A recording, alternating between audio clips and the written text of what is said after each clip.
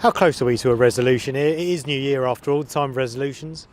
Well, we want a resolution. We're ready and able to discuss with the companies and the government whenever they want to put that on. We're hearing that the Transport Secretary is saying that he's keen to convene talks. And if there's an invite, we'll be there today, tomorrow, or whenever it is that they want to get there. But there has to be a change.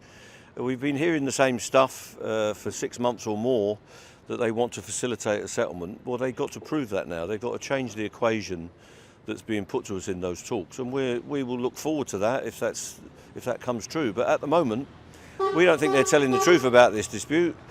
They scuppered the talks before Christmas, in our view, and that's got to change. We need some progressive talks to get this dispute resolved. When you say change the equation, what kind of changes? Well, they've put provisions and conditions into the documentation with the train operating companies that they know none of the railway unions can accept. They want it to bring back driver-only operation. They want to get rid of guards right across the railway fleet and across every railway service.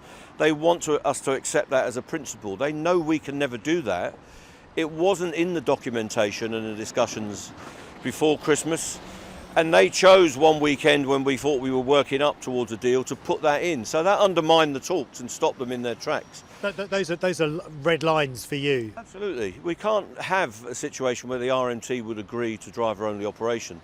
There's some other significant challenges. They want to shut every ticket office in Britain. Well, they asked us to accept in principle the removal of guards on every train service in Britain. They know we can't do that. They know that ASLEF can't accept that, and that will never happen as far as we're concerned. Why is that? Because a lot of people do travel on driverless trains now, and a lot of people say, well, what's the problem with them? Well, we believe that they're not driverless trains, guardless trains. Yeah, that's right, yeah. We believe that trains without guards are less safe. We believe that the public want to rely on having a guard on board. Women, vulnerable travellers, people with disabilities want the safety and the reliability of having a fully staffed train service.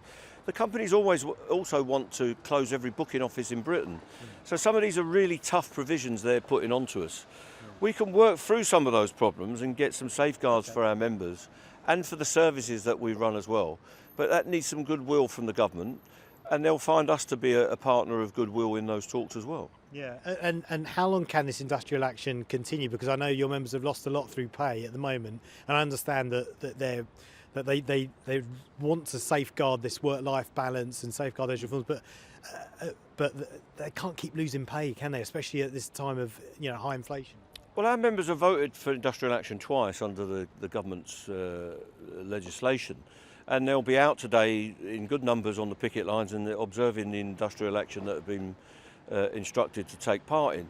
They know that this is a vital dispute for the future of the industry and for the future of their working life, so they're fully behind what we're doing. We don't want them to lose any more money. We don't want the disruption on the railway, so the quicker we can work up the settlement, the better. But our members are fully committed to the dispute and determined to see it through till we get a result. Yeah, even for the rest of the year, on into the summer? Well, we've got another five months, I think, on the mandate, right through the rest of the winter and the spring. So, and we would have to refresh that mandate in another vote if necessary. We hope it doesn't come to that.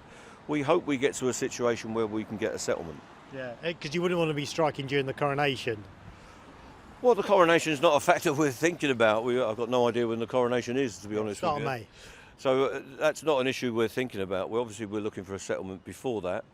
Yeah. We want people to be able to conduct their business and their lives in a way that's appropriate for them, and that we don't want the disruption, whether it's for that public event or any other.